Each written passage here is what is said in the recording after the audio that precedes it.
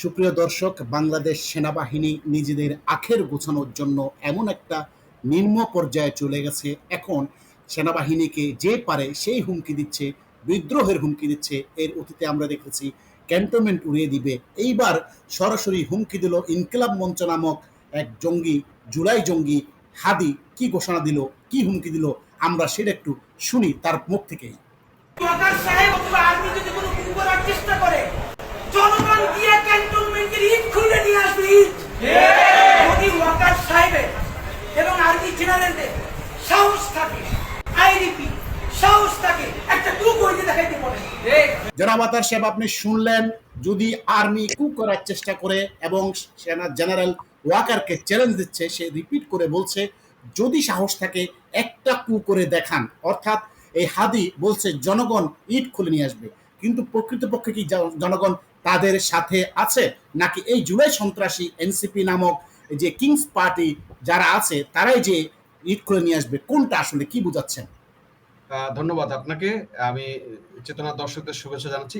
আসলে ওর যে বক্তব্য যেটা বলেছে, আজকে একটা জিনিস প্রমাণিত, সেটা হচ্ছে সেনাবাহিনীকে এই ওয়াকার এরা কোথায় নামিয়ে নিয়ে আসছে। মানে সেনাবাহিনীকে একটা রাস্তাঘাটের কুকুর বিড়ালের জায়গায় নিয়ে আসছে এবং অপমান করতে করতে, আপনি এর আগে জেনেছেন টাকলা ফুয়াদ, সে বলেছে ক্যান্টনমেন্টে উপরে করবে। এই যে তাদের ভাষা, এই যে ক্যান্টনমেন্টের উপরে তাদের ক্ষেদ, এটা কেন? বাংলাদেশ সেনাবাহিনী বাংলাদেশ গৌরবের অর্জন ছিল। এই সেনাবাহিনীকে কেন এতটা হেনস্থা করা হচ্ছে? কেন, কিভাবে এর মতো একটা জঙ্গি সন্ত্রাসী কিভাবে একটা সেনাবাহিনীকে, বাংলাদেশের একটা সেনাবাহিনী যা সুশৃঙ্খল সেনাবাহিনী ছিল, সেই সেনাবাহিনীকে কিভাবে হুমকি দেয় যে কু করার চেষ্টা করলে ইট খুলে নিয়ে আসবে? হ্যাঁ জনাব আতার হালদার, আপনার সাথে আমি একটু বলি কিভাবে হুমকি দেয়, কেন দেয়। এটার কারণ হচ্ছে, আপনি যখন একটা কাজ করতে করতে নোংরা পর্যায়ে চলে যাবেন, তখন আপনার প্রতি মানুষের কোনো শ্রদ্ধাবোধ, কোনো ভালোবাসা থাকবে না, এবং আপনাকে ভয় তো দূরের কথা, আপনার মাথার উপর উঠে বানর নাচা নাচবে। আপনি সেদিন লক্ষ্য করেছেন, 4 তারিখে, আগস্টের 4 তারিখে সেনাবাহিনী নিজেরাই জঙ্গিদেরকে কাঁধে নিয়ে একটা নির্বাচিত বৈধ সরকারকে উৎখাত করার জন্য সহযোগিতা করেছে। এবং আপনি আরও দেখেছেন সেনাবাহিনীর নিচু স্তরের অফিসাররা আপনার আওয়ামী লীগকে নিষিদ্ধকরণে এবং আওয়ামী লীগের কর্মীদেরকে মারধর করার হুমকি পর্যন্ত প্রকাশ্য দিয়েছে। এবং রীতিমতো তারা রাজনৈতিক বক্তব্য রেখেছে। নাম বহু অফিসার আওয়ামী লীগকে কটাক্ষ করে আওয়ামী লীগের এই যে মানুষদেরকে মারার পর্যন্ত, মেরে ফেলার পর্যন্ত হুমকি দিয়েছে। তাহলে একটা দেশের রাষ্ট্রীয় বাহিনী যখন একটা নির্দিষ্ট জনগোষ্ঠীর উপরে আক্রমণাত্মক হয়ে ওঠে, তখন তার মতো ছেঁচড়া পর্যায়ে আর কোনো বাহিনী যায় না। এখন এই ছেঁচড়া বাহিনীকে যে কেউ হুমকি দিবে, এটাই স্বাভাবিক। আজকে হুমকি দিচ্ছে ইনকিলাব মঞ্চের হাদি। আমরা একটু শুনি কি বলে। কোটি কোটি জুলাই যোদ্ধাদের একমাত্র মুখপাত্র তারা নয়। এনসিপি সমাবেশ করলে লোক কম হয়, এর মানে এই না যে মানুষ জুলাই ভুলে গেছে অথবা জুলাইয়ের রক্তের সাথে সে গাদ্দারি করার কারণে লোক মিলছে।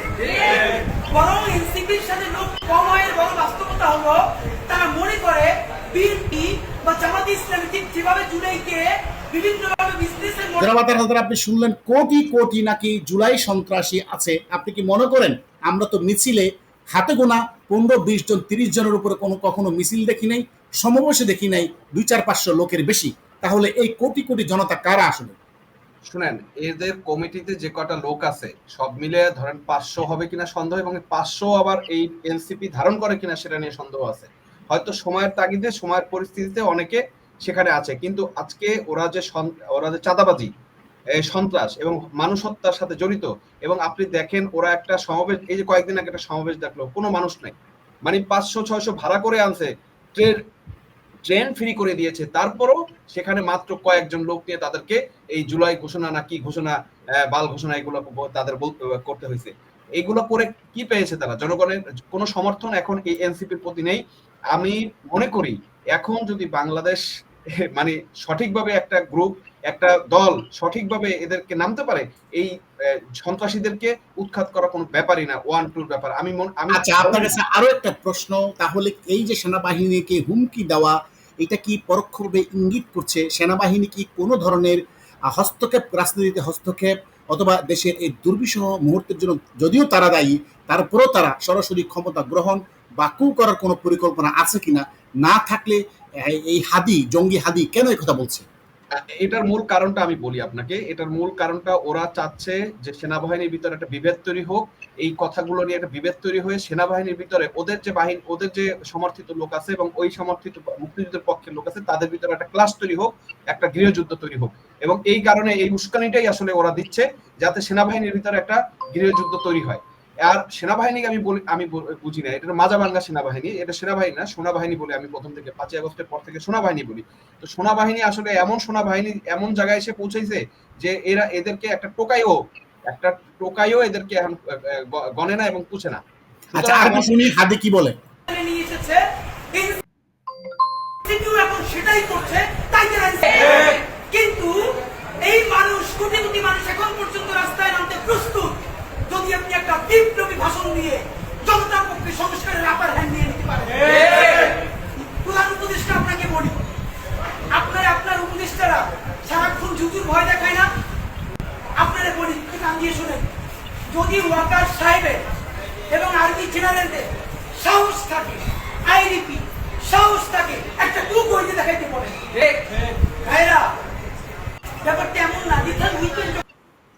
তার মানে এটা কি স্পষ্ট তার বার্তা থেকে আসলে বিভ্রান্তকর একটা বক্তব্য। একদিকে বোঝা যাচ্ছে যে সেনাবাহিনী একটা কিছু করার চেষ্টা করছে এবং সেনাবাহিনীকে হুমকি দিয়ে থামিয়ে দেওয়ার চেষ্টা করছে। আরেকটা আপনি যেমনটা বললেন, সেনাবাহিনীর অভ্যন্তরে পাকিস্তানি প্রেতাত্মা এবং মুক্তিযুদ্ধের সপক্ষের দুই গ্রুপের মধ্যে একটা ক্ল্যাশ তৈরি করার জন্য, একটা মনোমালিন্য তৈরি করার জন্য, একটা বিভেদ তৈরি করার জন্য, একটা গন্ডগোল তৈরি করার জন্য অপচেষ্টা হতে পারে। তবে সেনাবাহিনী যা করছে দেশকে আস্তে আস্তে দুর্বৃত্তের মতো গ্রাস করে ফেলছে ইউনুসকে সামনে রেখে, মূলত এর পিছনে সেনাবাহিনী আজাদ ভাই, আমি মনে করি এই সেনাবাহিনীর এখন যে অবস্থা চলে আসে, নপুংসক সেনাবাহিনী আমরা বলতে পারি, যে সেনাবাহিনী এই দেশের জন্য কোনো কিছুই করতে পারবে বলে সাধারণ এই জঙ্গিদের না আদর্শ আমি আপনার সাথে একটু দ্বিমত পোষণ করব আজাদ ভাই, মানে সাধারণ এই জঙ্গিদের বক্তব্য তাদের হজম করতে হচ্ছে। তার মানে এই সেনাবাহিনী থাকা এবং না থাকা আমার কাছে কোনো মানে করে না। এখন এই সেনাবাহিনী থাকার চেয়ে নাকে খত দিয়ে চলে যাওয়া ভালো বাড়িতে। না, সেনাবাহিনী এখন স্পষ্টতই দিন যত যাচ্ছে সেনাবাহিনীর চরিত্র আস্তে আস্তে মুখোশ উন্মোচিত হচ্ছে জনগণের সামনে। আসলে ইউনূসকে তারা পাপেট হিসেবে বসিয়ে নিজেরাই স্বার্থ সিদ্ধি হাসিল করছে এবং গোপনে গোপনে সমস্ত ষড়যন্ত্র এবং এনসিপিকে প্রতিষ্ঠা করার চেষ্টা তাদেরই তাদের স্বার্থ হাসিল করার জন্যই অপচেষ্টায় লিপ্ত হয়েছে এবং দেশকে আস্তে আস্তে ধ্বংস করে দিচ্ছে সেনাবাহিনী নিজেদের স্বার্থ উদ্ধার করার জন্য। এবং জানি না এর পরিণতি কি হবে। এবং ইনকিলাব মঞ্চের হাদি যেভাবে একটা ফুচকা সন্ত্রাসী হুমকি দিচ্ছে সেনাবাহিনীর, আমি মনে করি বিবেকবান সেনাবাহিনী এবং মুক্তিযুদ্ধ সপক্ষ সেনাবাহিনী তাদের উপযুক্ত ব্যবস্থা নেওয়া এখনই জরুরি সময়। আমরা আরেকটু শুনি এই সন্ত্রাসী কি বলে। তখন পুলিশের উইপন আর আর্মির উইপনের পার্থক্য থাকে না, প্রত্যেকটাই জীবন কেড়ে নেয়। এই মাত্র একটা বছর আগে আমাদের হাজারো হাজারো শহীদ, যেই গুলিতে শহীদ হয়েছে, এর চেয়ে দামি গুলি তো আর্মি আমাদের উপরে ব্যবহার করতে পারবে না। আপনি মনে রাখেন, এই ওয়াকার সাহেব অথবা আর্মি যদি কোনো ভুল করার চেষ্টা করে, জনগণ দিয়ে ক্যান্টনমেন্টের ইট খুলে নিয়ে আসবে। ইট, একটা ইট ক্যান্টনমেন্টে আস্থা থাকবে না, আপনি যাইতে রাখেন। অর্থাৎ সেনাবাহিনীকে প্রত্যক্ষভাবে সরাসরি হুমকি দিয়ে বুঝিয়ে দিল যে জনগণ একটা ইটাও ক্যান্টনমেন্টে রাখবে না। আমরা সেটা চাই। এই হাদিরা যদি সমর্থ হয়, প্রকৃতপক্ষে সাহসী পুরুষ হয়, তাহলে ক্যান্টনমেন্টের প্রতিটা ইট খুলে নিয়ে আসুক বাংলাদেশ সেনাবাহিনী। আর বাংলাদেশের জন্য কোনো দরকার নাই, এরা বাংলাদেশের উপর জগদ্দল পাথরের উপর ওদেরকে এই মুহূর্তেই সেনাবাহিনী থাকতে সেনাবাহিনী লাগবে না। ওদেরকে সেনাবাহিনী পুলিশ ছাড়া একটা সভা সমাবেশ করতে আসতে বলেন না, জনগণ পিঠে চামড়া খুলে ফেলবে পিঠে। হ্যাঁ, সেটা তো আছে, কিন্তু সেনাবাহিনীও আমাদের দরকার নাই। এই সেনাবাহিনী এখন রাষ্ট্রীয় বাহিনী নয়, এটা তারা স্বার্থন্বেষী মহল এবং এটা দুর্নীতিবাজ সেনাবাহিনী, যারা বাংলাদেশকে করাল গ্রাসের মতো আস্তে আস্তে গ্রাস করে নিচ্ছে, ধ্বংস করে দিচ্ছে এবং ইকোনমিকে শেষ করে দিয়েছে। ইউনূসকে সামনে রেখে এই পাকিস্তানি প্রেতাত্মা সেনাবাহিনী ওয়াকার গং এবং এই ফাইজুর এসএম কামরুল গং অচিরেই জনগণ হাদিরটা ক্যামুফ্লাইজিং হতে পারে, কিন্তু প্রকৃতপক্ষে এই সেনাবাহিনীর বিরুদ্ধে এখন জনগণ চলে গেছে। সময়ের অপেক্ষা, এই সেনাবাহিনীর বিরুদ্ধেই একদিন বিপ্লব করবে এই দেশের জনগণ। যেটা পাকিস্তানে বারবার চেষ্টা করেছিল, বাংলাদেশে কিন্তু সফল হবে সেনাবাহিনী, বাঁচতে পারবে না জনগণের আজ থেকে। ধন্যবাদ আতার সাহেব আমাদের সাথে থাকার জন্য। প্রিয় দর্শক, আপনাদেরকেও আবারও কথা হবে অন্য কোনো